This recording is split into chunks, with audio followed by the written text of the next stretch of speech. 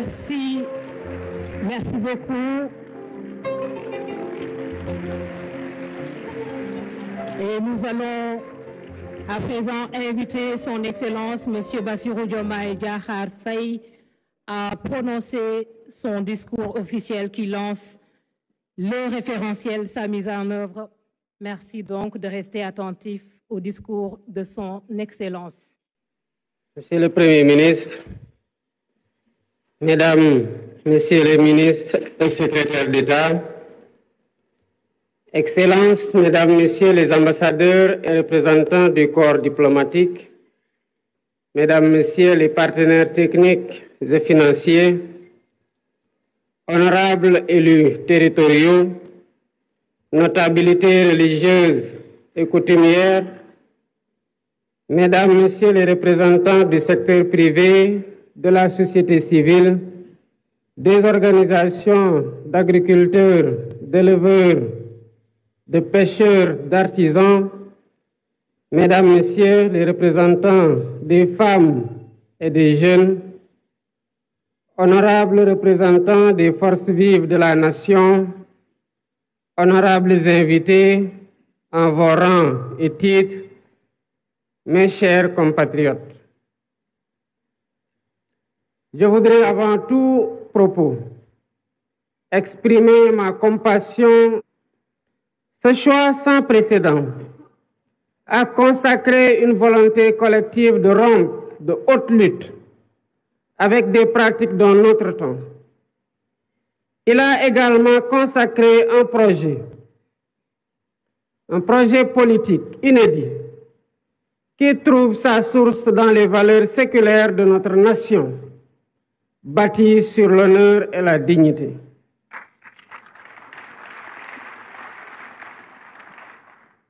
Pour rappel, lors de ma prestation de serment le 2 avril 2024, je m'engageais devant vous à mobiliser les Sénégalais d'ici et de la diaspora autour d'un projet national fédérateur orienté vers un futur serein. Dans ce sillage, j'ai impulsé la gouvernance publique autour du Djoub, Djoubal et Djoubanti, pour transcrire dans nos actes et discours de tous les jours la cause primordiale et la volonté sacrée du peuple sénégalais souverain. Dans cet esprit, j'ai demandé au Premier ministre, dès le premier Conseil des ministres, la finalisation d'un nouveau référentiel de la politique économique et sociale, ce qui s'est fait dans les 6 mois, malgré, il faut le souligner, le contexte très chargé lié à la gestion problématique de la continuité des pouvoirs publics après l'alternance. Aujourd'hui, 14 octobre 2024, nous partageons avec les différents segments du peuple sénégalais et la communauté internationale ce document stratégique qui pose les fondements d'une nouvelle ère pour notre pays. La vision Sénégal 2050, agenda national de transformation, révèle donc assurément la dynamique d'un pacte social national pour bâtir un Sénégal souverain, un Sénégal juste, un Sénégal prospère. Ce document traduit en profondeur notre ambition de dépasser les clivages et les défis et de réviser totalement les schémas classiques du passé qui entraînent une stagnation et une régression sociale inacceptable entretenue par une gouvernance de confort vigoureusement indexée et fortement rejetée par les populations. Les populations déterminées à changer inéluctablement leur sort. Avec le référentiel présenté et déployé, nous devons consolider durablement une nation solidaire, une nation résiliente et résolument ancrée dans la modernité, le progrès et le bien-être de chaque Sénégalaise et de chaque Sénégalais. Au demeurant, nous prenons date à partir d'un héritage lourd, marqué par une situation économique, budgétaire, financière et sociale extrêmement difficile et complexe, qui trouve des explications dans la mauvaise direction empruntée par notre pays dès les premières années de notre indépendance. Mesdames et messieurs, notre économie extravertie a été neutralisée par un modèle d'exploitation des matières premières sans valorisation ni transformation locale notable, laissant notre secteur privé national trop faible, une industrie en miniature et nos jeunes talents en quête d'opportunités désespérées, souvent poussés à chercher un avenir ailleurs. Ces choix généralement imposés ont non seulement limité notre potentiel de développement, mais ils ont aussi peu à peu dépossédé le pays de la maîtrise de son destin. Je ne saurais m'étendre outre mesure sur ce diagnostic inquiétant. À première vue, notre destin en main est mettre notre Sénégal sur une trajectoire d'exigence, d'espérance, de performance et de progrès. C'est tout le sens et la pertinence de la vision Sénégal 2050. Cette nouvelle stratégie nationale de développement est une réponse innovante au défi de la transformation systémique du Sénégal. Elle repose sur une vision endogène claire, cohérente, ambitieuse et assumée. Cette feuille de route pour les 25 prochaines années, qui fait l'objet aujourd'hui d'un partage et le fruit d'une réflexion collective, est déclinée en stratégie quinquennale et décennale. Elle permettra d'ajuster et d'optimiser nos actions et efforts en temps réel. Ainsi, la transformation systémique du Sénégal repose sur 4 axes stratégiques déterminants. Le premier axe consiste à asseoir une économie compétitive, créatrice d'emplois. Nous visons à bâtir une économie diversifiée et résiliente, mais aussi inclusive. Cela passe par la valorisation de nos ressources naturelles, qu'elles soient agricoles, minières, pétrolières ou gazières, à travers une industrialisation ambitieuse. Nous intégrerons nos matières premières dans les chaînes de valeur mondiales et nous transformerons nos richesses sur place, en particulier grâce aux technologies numériques et à l'intelligence artificielle. Le développement de pôles économiques viables associés à un cadre des affaires attractif contribuera à renforcer le secteur privé national et à diversifier notre économie. Dans les tout prochains jours, une loi sur la souveraineté économique viendra consacrer cette dynamique en s'appuyant sur une stratégie de financement solide et concertée avec toutes les parties prenantes. Le deuxième axe est celui de la durabilité et de l'aménagement du territoire. Notre développement ne sera viable que s'il respecte et préserve notre environnement. Nous avons le devoir de protéger notre biodiversité et de promouvoir l'économie circulaire pour que le Sénégal devienne un modèle en matière de gestion durable de ses ressources. En parallèle, l'aménagement équilibré de notre territoire sera assuré grâce à 6 grands corridors de développement qui désenclaveront les zones rurales et relieront les pôles de croissance.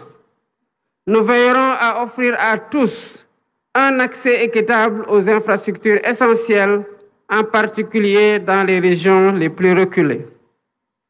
L'expansion des énergies renouvelables telles que le solaire et l'éolien jouera un rôle central dans la transition énergétique du Sénégal afin que nous puissions léguer aux générations futures un pays respectueux de son environnement et en phase avec les défis climatiques. Le troisième axe porte sur le renforcement du capital humain et sur l'équité sociale. L'investissement dans l'éducation, la formation et l'innovation sera au cœur de cette transformation.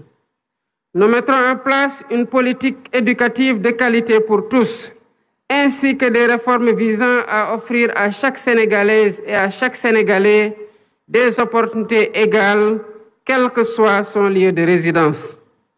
La réforme foncière permettra une répartition des terres, tandis que le système de santé sera modernisé pour garantir à tous un accès équitable à des soins de qualité, en particulier dans les zones rurales.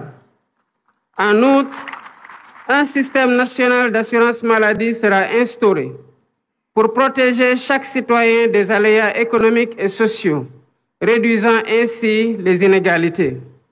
Le Sénégal de 2050 sera porté par une jeunesse compétente, dynamique et préparée pour répondre aux défis du monde moderne. Ce capital humain de qualité sera l'un des piliers de notre compétitivité économique. Le quatrième axe concerne la bonne gouvernance et l'engagement africain. La refonte de nos institutions est indispensable pour servir au mieux les aspirations de notre peuple. Nous combattrons durement la corruption et nous réformerons l'administration pour en faire un levier puissant au service du développement. Ce processus de gouvernance renforcée garantira une gestion rigoureuse de nos ressources, assurant que chaque action entreprise contribue à l'atteinte de nos objectifs collectifs. Notre engagement panafricain sera également réaffirmé avec un renforcement de la coopération avec nos pays frères. Convaincus que l'avenir de notre continent repose sur l'intégration régionale et la solidarité, des clivages politiques qui appellent l'engagement de chaque Sénégalaise et de chaque Sénégalais. D'où mon attachement particulier à son appropriation, à son enrichissement et à sa vulgarisation par une communication adaptée auprès de toutes les forces vives de la nation. L'agenda 2050 s'adresse autant aux Sénégalais d'aujourd'hui qu'aux générations futures. C'est une vision pour un Sénégal qui n'aspire pas seulement à participer au monde de demain, mais à y jouer un rôle majeur, à être un acteur de premier plan dans la sous-région et un modèle de développement pour l'Afrique. Je voudrais, à cet instant précis, adresser mes chaleureuses félicitations au Premier ministre Ousmane Sonko.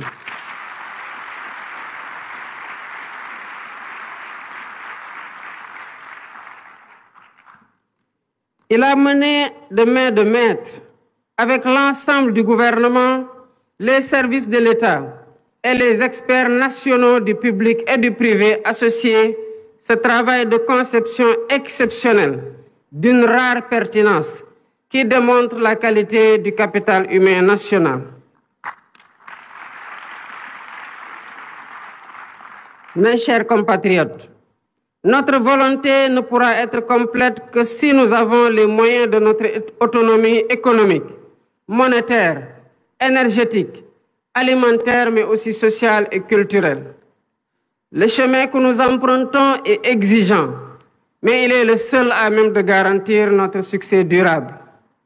Les citoyens doivent être exigeants envers les gouvernants, mais chaque citoyen doit aussi être exigeant avec soi-même dans son apport personnel dans l'œuvre de construction nationale.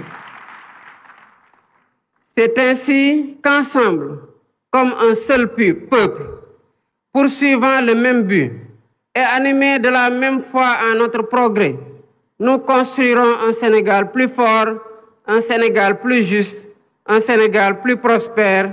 Vive le Sénégal souverain. Je vous remercie de votre aimable attention.